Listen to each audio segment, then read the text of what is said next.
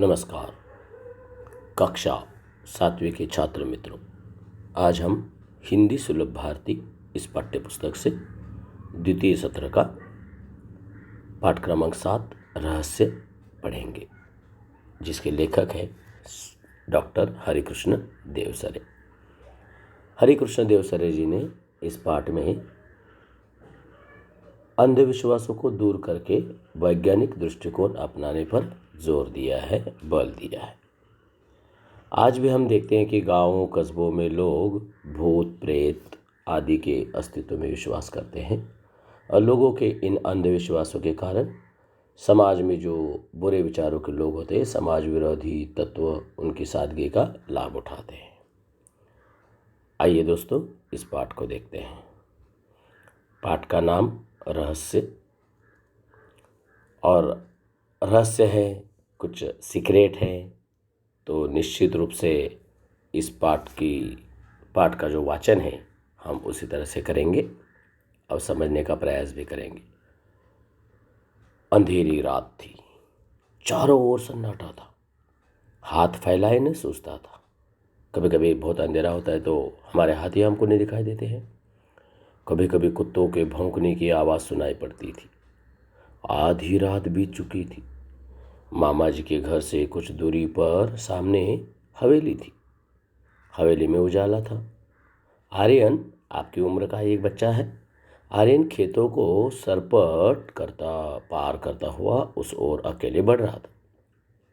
उस हवेली में आधी रात के बाद कल भी ऐसा ही उजाला देखा था।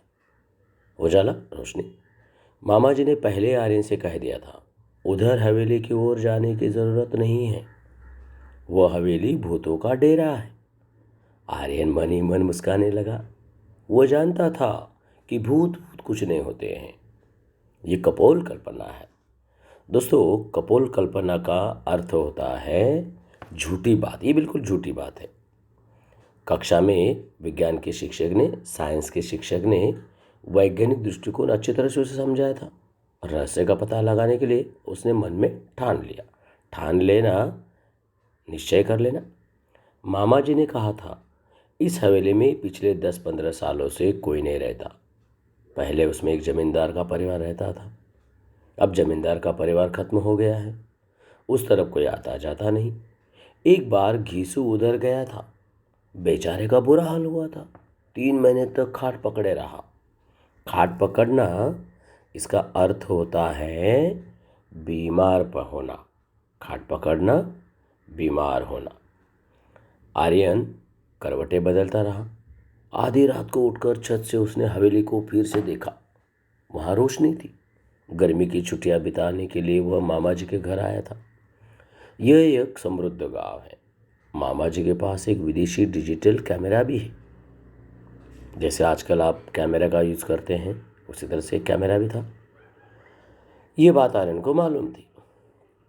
मामा जी की एक लड़की थी, उसका नाम था कनिष्का। आर्यन ने कनिष्का से कुछ सलाह मशवरा किया। दोनों बहादुर थे। अगला कदम उठाने के लिए उन्होंने कमर कस ली। दोस्तों, यहाँ पर एक हमें मुहावरा मिला, कमर कसना। जी हाँ, इसका मतलब होता है दृढ़ संकल्प करना, निश्चय करना। अगली सुबह उसने मामा जी से कैमरा मांग लिया। मामा जी को साथ बैठाकर मामा जी का फोटो लिया।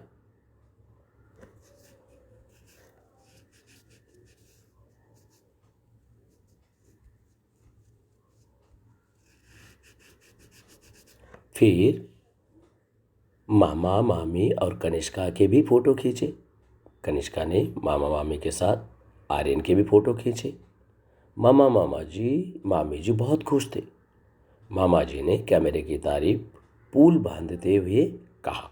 जी हाँ, यहाँ पर एक नया मुहावरा हमें मिला है, तारीफ के पुल बांधना। इसका मतलब होता है बहुत प्रशंसा करना, बहुत तारीफ करना।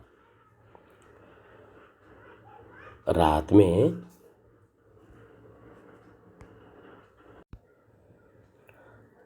में मामूली रोशनी में बिना फ्लैश गन के भी ये तस्वीर खींच लेता है। कमाल का लेंस लगा है इसमें। आर्यन ने कैमरा अपने पास रख लिया था। कैमरा पाकर आर्यन और कनिष्का बहुत प्रसन्न थे। वे दोनों रात होने का इंतजार करने लगे। इंतजार करना, प्रतीक्षा करने लगे। रहस्य का पता लगाने का यह अच्छा अवसर था, अच्छा मौका था। अंधेरा होते ही दोनों घर से निकल पड़े। हवेली सामने थी। अंदर से हंसी और कह कहो की आवाज़ें आने लगी। देखिए यहाँ पर एक नया शब्द आया है, कह कहो की आवाज़। और कह कहे का मतलब होता है जोर की हंसी की आवाज़ आने लगी। आर्यन और कनिष्का ने पहले चारों ओर ध्यान से देखे। कोई खतरा तो नहीं था। वे दबे पांव हवेली में चले गए। बीचों बीच एक बड़ा कमरा था। जी हाँ, बीचों बीच एक बड़ा कमरा था। उसका दरवाजा अंदर से बंद था। खिड़कियां नीचे से बंद थी, लेकिन ऊपर से खुली थी। बड़ी सावधानी से आर्यन ने अंदर झांक कर देखा। हट्टे कट्टे, मोटे तगड़े, बड़ी बड़ी मूंछों वाले कई लोग पगड़ी बांधे बैठे थे। उनके साथ कमीज और पैंट पहने हुए भी कुछ लोग थे। उनकी आंखों से आग बरस रही थी, मतलब गुस्से वाले नजर आए थे। आंखें लाल लाल थी। सबके चेहरे डरावने थे। उस समय वे खाने में मस्त थे। कोई हड्डी चबा रहा था तो कोई रोटियां तोड़ तोड़ कर मुंह में डाल रहा था। आर्यन ने उन्हें ध्यान से देखा। उनके गले में कारतूसों की पीटी लटक रही थी। बंदूकें और तलवारें भी रखी थी। कुछ लोग लुढ़के हुए पड़े थे। आर्यन ने इशारा किया। कनिष्का ने बड़ी सावधानी से कैमरा निकाला। गैस बत्तियों की रोशनी इतनी तेज थी कि बड़ी आसानी से फोटो लिया जा सकता था। बस उसने फटाफट कई फोटो खींचे और वे घर की ओर चल पड़े। अगले दिन सवेरे सवेरे आर्यन ने साइकिल उठाई और नारायणपुर की ओर चल पड़ा। वहाँ फोटोग्राफर की एक दुकान थी। सभी फोटो तैयार कराकर शाम तक वो लौट आया। कनिष्का ने अपने पिताजी से कहा, आप कहते हैं भूतों के पैर उल्टे होते हैं, उनकी छाया नहीं होती, उनकी फ़ोटो नहीं ले सकते, लेकिन कल रात हम भूतों के डेरे पर गए थे, वहाँ कुछ फ़ोटो लिए हैं, ज़रा देखिए तो। उन्होंने फ़ोटो पिताजी को दे दिए। वे परेशान हो उठे। उन्हें ऐसा खतरनाक काम पसंद न था। फ़ोटो देखकर उनकी आंखें खुली की खुली रही। देखिए दोस्तों, यहाँ पर एक मुहावरा आया है, आंखें खुली की खुली रहें, मतलब आश्चर्यचकित हो जाना। जी हाँ, वे बोले, तो क्या भूत इंसानों जैसे होते हैं? इंसानों जैसे नहीं, इंसानी भूत है। देखिए ना, इनके पैर सीधे हैं, इनकी छाया भी है और इनका फोटो भी आ गया। असल में भूत ऊत की अफवाह है। कोई हवेली की तरफ न जाए, उनका रहस्य न खुले, इसलिए उन्होंने भूत होने की अफवाह फैलाई है। यदि लोगों का आना जाना रहता तो ये लोग वहाँ अपना क्रियाकलाप कैसे चलाते? दोस्तों यहाँ पर एक शब्द आया है क्रियाकलाप, मतलब जो भी काम कार्य करते हैं उसको कहा जाता है। फिर कुछ रुक कर बोला, आप मेरे साथ थाने चलेंगे। थाने मतलब पुलिस थाना। मुझे इस मामले में बहुत गड़बड़ लगती है, आर्यन ने कहा। फिर क्या था? थानेदार ने फोटो देखते ही कहा, इन डाकुओं के गिरोह मतलब टोलियों ने कई वर्षों से बहुत ही उत्पात मचा रखा है। उत्पात मचाना, बहुत परेशान करके रखा है, उपद्रव दिया है, बहुत तकलीफ दी है। डकैती, राहाजनी। दोस्तों यहाँ पर एक शब्द आया है राहाजनी, यानी राह से जाने वाले, रास्ते में लूटपाट करने वाले जो लोग होते हैं।